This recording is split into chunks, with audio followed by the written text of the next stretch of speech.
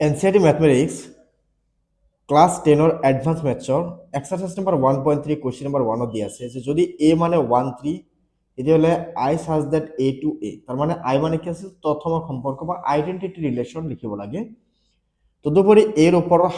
হাৰ্বিক সংহতিটো লিখিব লাগে তো চোৱা ইয়াতে আমাক a মানে কিমান দিয়া আছে 1 and 3 তেতিয়াহলে তথ্যমক সম্পৰ্ক মানে কি আছিল আইডেন্টিটি ৰিলেচন অফ a এটো কি আছিল যে যিকেইটা মৌল থাকে সেইকেইটাৰ লগতে লিখিব লাগে মানে 1 ৰ লগত 1 লিখিম 3 ৰ লগত 3 লিখিম হৈ গ'ল এটো আইডেন্টিটি ৰিলেচন এতিয়া কি কৈছে যে ইয়াৰ হাৰ্বিক সংহতিটো লিখা তো হাৰ্বিক সংহতিটো কি হ'ব যে হাৰ্বিক সংহতিটো হ'ব তো চোৱা এটো বেলেগ কে লিখা তাৰ মানে এটো এনেকে লিখা এবাৰ 1 ৰ লগত এবাৰ 1 লিখা এবাৰ 1 ৰ লগত 3 লিখা এবাৰ 3 ৰ লগত 1 লিখা আকৌ এবাৰ 3 ৰ লগত 3 লিখা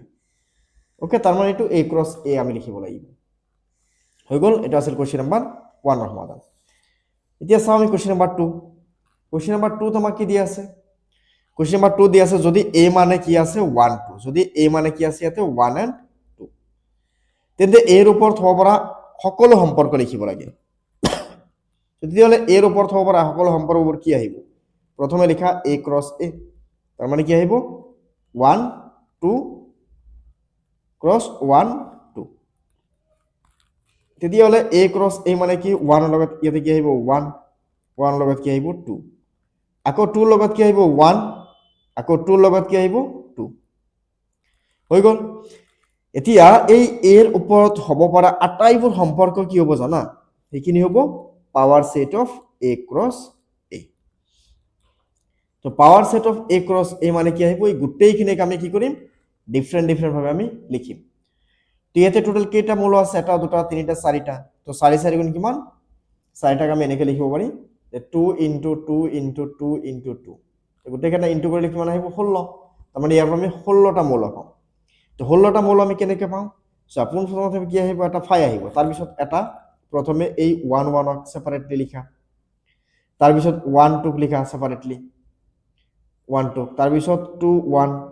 তাৰ পিছত 2 2 প্ৰথমে গুটেই কেটাক এবাৰকে লিখি দিয়া আৰু লিখি দিলো এতিয়া নেক্সট আমি চাম দুটা দুটাকে লিখিম এবাৰ লিখি দিয়া 1 1 ইয়াৰ পৰা 1 2 হৈ গল 1 1 1 2 লিখিলো আকৌ লিখা এইটো এবাৰ লিখা 1 1 এবাৰ লিখি দিয়া 1 1 আকৌ 2 1 লিখিলো 1 1 2 1 আকৌ লিখি দিয়া এইটো 1 and 1 এইটো লিখি দিয়া 2 and 2 হৈ গল আকৌ এবাৰ লিখা 2 ৰ লগত এইটো এবাৰ লিখি দিয়া 2 ৰ লগত সৰি 1 2 এবাৰ ইয়াৰ লগত লিখা 1 2 আকৌ 2 1 হৈ গল আকৌ এইটো লগত এইটো লিখি দিয়া মানে 1 2 ইয়াৰ লগত লিখি দিয়া আকৌ 2 2 হৈ গল আকৌ এইটো লিখা 2 ৰ লগত 1 লিখা 2 ৰ লগত 2 লিখা লিখিলো আকৌ দুটা ইয়াতে পাই গলো ঠিক আছে গুটেইখিনি হৈ গল দুটা দুটাকে লিখা এবাৰ তিনটাকে লিখিম আমি তিনটাকে লিখিলে মানে কি প্ৰথমে এই তিনটা লিখি দিয়া প্ৰথমে লিখি দিয়া ইয়াতে 1 1 1 2 ইয়াতে লিখি দিয়া 1 2 আকৌ লিখা ইয়াতে 2 1 লিখিলো আকৌ এই দুটাক লিখি কিনে এইটুক লিখি দিয়া তাৰ মানে ইয়াতে লিখি দিয়া 1 1 আকৌ লিখা 1 2 আকৌ লিখা এবাৰ 2 2 হৈ গল এখানে লিখিলো কি কৰিলো আমি ইয়াতে এটো লিখিলো এটো লিখিলো আমি এবাৰ এই তিনটাকে ক্লক লিখিব পাৰি হয় না নাই এই তিনটাকে ক্লক লিখা নাই তাৰ মানে 1 2 2 1 আৰু 2 2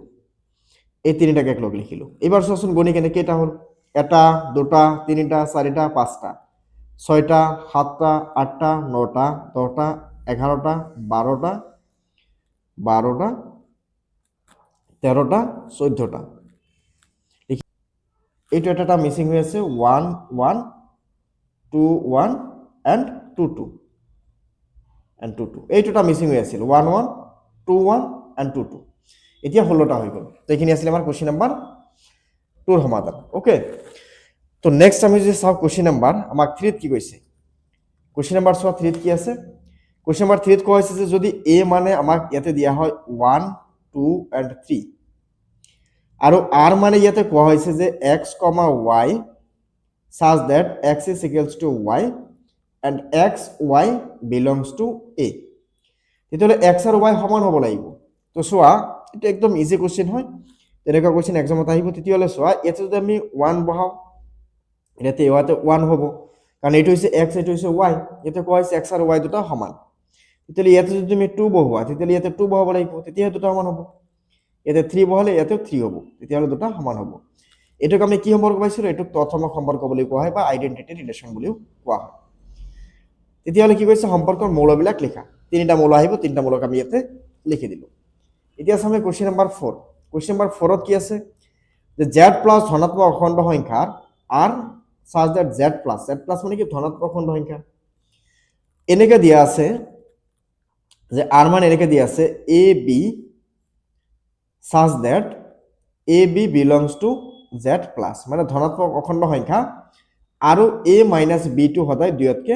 ডাঙৰ হ'ব লাগিব দুইতকে ডাঙৰ হ'ব লাগিব তেতিয়াহ'লে চোৱা ইয়াতে আমি অসীম সংখ্যক মৌল আমি পাম সাপোজ ইয়াতে যদি আমি 4 লিখো ইয়াতে যদি আমি 1 লিখো তো তুমি চোৱা 4 ৰ পৰা যদি 1 মাইনাস কৰা প্ৰথমটো কি a দ্বিতীয়টো কি b এতে কোৱা আছিল প্ৰথমটো a দ্বিতীয়টো b তুমি যদি ইয়াৰ পৰা 4 ৰ পৰা যদি তুমি মাইনাস কৰা 1 কিমান পাবা 3 3 টো কি হয় এটা পজিটিভ অখণ্ড সংখ্যা পজিটিভ আমি এতে ইন্টিজাৰ নাম্বাৰ পাইছো লগত এটো দুইতকে ডাঙৰ পাইছো ইয়াতে আমি 5 লিখিলে আমি 1 লিখিব পাৰিম ইয়াতে 6 লিখিলে আমি 1 লিখিব পাৰিম 7 লিখিলে আমি ইয়াতে 1 লিখিব পাৰিম এনেকে অসীম সংখ্যক লিখিব পাৰিম তুমি যদি ইয়াতে কোৱা এনেকে যে 6 লিখিলা 2 লিখিলা তথাপি লিখিব পাৰিম তাৰ মানে ইয়াতে অসীম সংখ্যক মৌল আহিব এইখিনি হৈ যাব আমাৰ কোৱেশ্চন নাম্বাৰ 4 ৰ সমাধান এতিয়া আৰু এটা কথা কোৱা হৈছে যে ই এটা অসীম সম্পৰ্ক নহয় নহয় ই এটা অসীম সম্পৰ্ক অসীম সম্পৰ্ক এটা তালিকাকৰণ পদ্ধতিত প্ৰকাশ কৰা আমি তালিকাকৰণ পদ্ধতিত অলৰেডি প্ৰকাশ কৰিছো এনেকুৱা কোৱেশ্চন এক্সামত বেসিক্যালি নাহে ইমান ইজি কোৱেশ্চন নাহে ওকে তেতিয়া চাম আমি কোৱেশ্চন নাম্বাৰ 5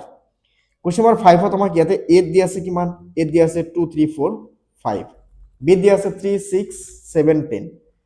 দুটা সংহতিৰ আৰু r সম্পৰ্কটোৰ সংজ্ঞা হল x such that x, y such that x ৰ দ্বাৰা y সম্পূৰ্ণকৈ হৰণ যায় আৰু x টো কৰ পৰা আহে a ৰ পৰা y টো কৰ পৰা আহে b ৰ পৰা দ্বিতীয় সম্পৰ্কটো r ক তালিকাকৰণ পদ্ধতিত লিখিব লাগে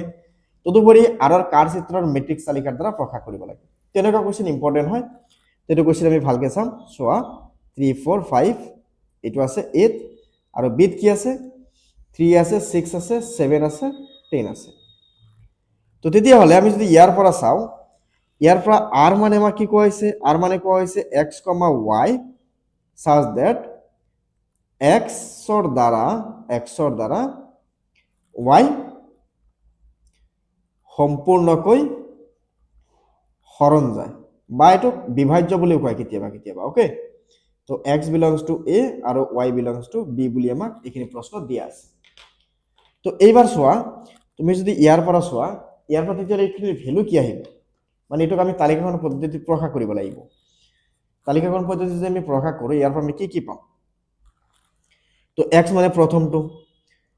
কি কৈছে x টো y দ্বাৰা x ৰ দ্বাৰা y সম্পূৰ্ণ হৰণ যায় তাৰ মানে x টো y হৰণ যায় তাৰ মানে ইয়াত যদি আমি 2 লিখো এতে 3 লিখিব নোৱাৰিম কাৰণ 2 3 মাজত হৰণ নাযায় কিন্তু 6 লিখিব পাৰিম 2 6 মাজত হৰণ যায় নেক্সট আমি যদি চাও ইয়াত যদি আমি 2 লিখো আমি 6 লিখিছো 7 লিখিব নোৱাৰিম কিন্তু 10 লিখিব পাৰিম কাৰণ 2 10 ৰ মাজত কিবাৰ যাব 5 বাৰ যাব আকৌ ইয়াতে 3 লিখিলে চোৱা 3 3 মাজত কিবাৰ যাব একবাৰ যাব 3 আকৌ ইয়াতে 6 ৰ মাজত কিবাৰ যাব 3 6 ৰ মাজত দুইবাৰ যাব হৰণ যায় 3 7 ৰ মাজত নাযায় 10 ৰ মাজত নাযায় 4 4 ইয়াতে 3 ৰ মাজত নাযায় 4 6 ৰ মাজত নাযায় 7 ৰ মাজত নাযায় 10 ৰ মাজত নাযায় কিন্তু 5 কেৱল 10 ৰ মাজত ইয়াতে হৰণ যাব গতিকে এইখিনি হৈ যাব আমাৰ মৌল এতিয়া আমাৰ কি কৰিব লাগে ইয়াতে কাৰ চিত্ৰ প্ৰথমে কাৰ চিত্ৰৰ দ্বাৰা প্ৰকাশ কৰিব লাগে তো কাৰ চিত্ৰ হলে তোমালোকে এনেকে দুটা সেট আঁকিব লাগিব এনেকে দুটা সেট আঁকি লোৱা এটা সেট লিখি দিয়া a এতে লিখি দিয়া b এত কি আছিল 2 আছিল 3 আছিল 5 আছিল 4 আছিল 5 আছিল আৰু এতে কি আছিল 3 আছিল 6 আছিল 7 আছিল 10 আছিল তো এখিনি আছে ইয়াতে এখিনি আছে তো এতিয়া আমি যদি চাওঁ ইয়াতে টুৰ পৰা আমাৰ কি আছে, টুৰ পৰা 6 লৈকে এটা ৰিলেশ্যন আছে, তো টুৰ পৰা 6 এনেকৈ মিলাই দিয়া, এটা ৰিলেশ্যন আছে। টুৰ পৰা আকৌ কাৰ ৰিলেশ্যন আছে, টুৰ পৰা 10 এটা ৰিলেশ্যন আছে। 3 পৰা 3 এটা ৰিলেশ্যন আছিল, 3 পৰা 7 নাই, 3 পৰা 6 আছিল, 6 এটা ৰিলেশ্যন আছিল, 7 আৰু 10 নাই। নেক্সট আমি 4 পৰা চালে 4 পৰা কোনো ৰিলেশ্যন নাই, 5 পৰা অনলি 10 লৈকে এটা ৰিলেশ্যন আছে। এইটো হৈ গ'ল কাৰ চিত্ৰ। এতিয়া আমি চাম মেট্ৰিক্স তালিকা।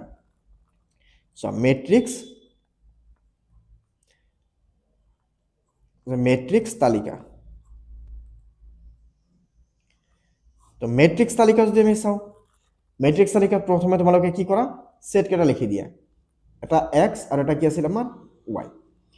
তো এক্সৰ খিনি আমি তলফালে লিখি দিওঁ, ৱাই খিনি আমি ওপৰফালে লিখি দিওঁ। তো চোৱা এতিয়া তুমি চেঞ্জো কৰিব পাৰা, 3 আছিল, 6 আছিল, 7 আছিল, 10 আছিল, আৰু ইয়াৰ কিমান কিমান আছিল, 2 আছিল, 3 আছিল, 4 আছিল, 5 আছিল। তো এইখিনি কাৰণে এনেকৈ বক্স বনাই দিয়া।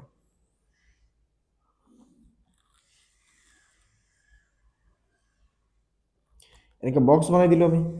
বক্স বনোৱাৰ পিছত এইখিনিৰ পৰা আমি চাম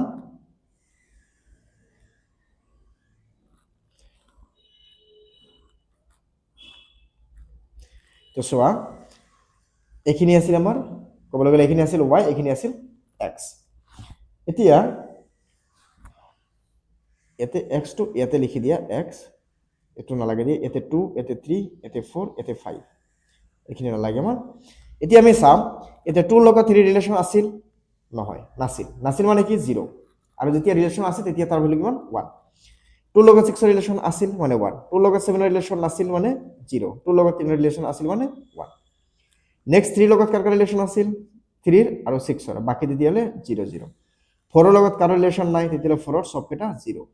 5 লগত 3 0, 6 0 কিন্তু ৰিলেশ্যন নাছিল, এতিয়া 7 নাছিল তাৰ মানে 0, 5 লগত আছিল তাৰ মানে ইয়াতে 1।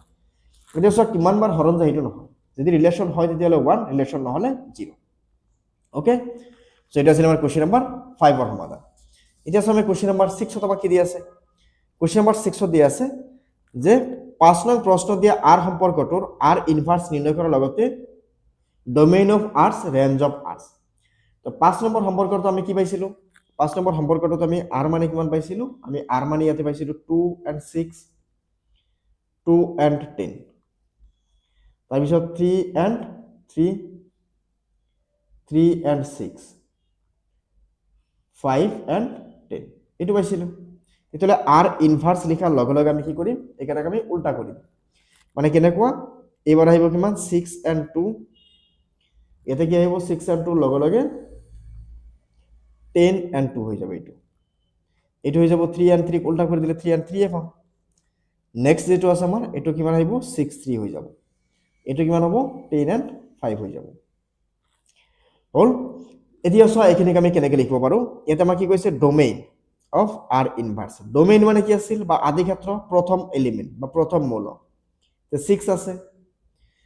10 আছে, আৰু এটা কিমান আছে 3 আছে, তো হৈ গ'ল। তাৰপিছত কি আছে ৰেঞ্জ উলিয়াব লাগে, কাৰ আৰ ইনভাৰ্সৰ ৰেঞ্জ। তো চোৱা ৰেঞ্জ মানে কিমান আহিব, ৰেঞ্জত ইয়াতে কি কি আহিব, ৰেঞ্জত এতিয়া যদি আমি চাওঁ সেকেন্ড এলিমেন্ট যেটো আছে, প্ৰথম এটা কি আছে 2 আছে, এটা কি আছে 3 আছে, এটা কিমান আছে 5 আছে, হৈ গ'ল আদি ক্ষেত্ৰ আৰু পৰিসৰ বা domain and range. Question number 6। এতিয়া চোৱা কোৱেশ্চন নাম্বাৰ 7ত আমাক কি দিয়া আছে, 7ত এ মানে দিয়া আছে, ইয়াতে এটা সেট দিয়া আছে এ, ইয়াতে কোৱা হৈছে কি দিয়া আছে আমাক 3 আছে, 6 আছে, 8 আছে এণ্ড 9 আছে। ওকে, সংগতিটোৰ ৰিলেশ্যন এ ৰিলেশ্যন টু বি হয় যদিহে এ মাইনাছ বি 3ৰে বিভাজ্য।